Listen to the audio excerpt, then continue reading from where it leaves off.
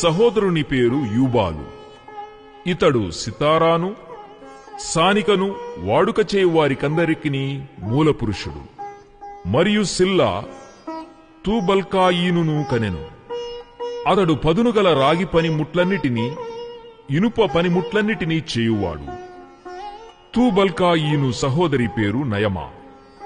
లెమెకు తన భార్యలతో, ఓ ఆదా, ఓ సిల్లా, నా పలుకు వినుడి. లెమెకు భార్యలారా, నా మాట ఆలకించుడి. నన్ను గాయపరిచినందుకై ఒక మనిషిని చంపితిని.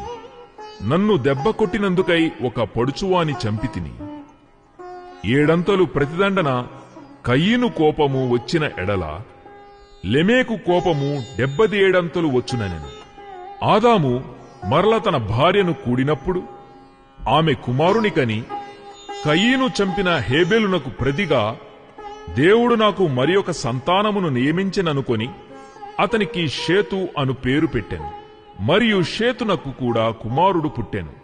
అతనికి ఏనోష్ అను పేరు పెట్టెను. అప్పుడు యెహోవా నామమున ప్రార్థన చేయుట ఆరంభమైనది.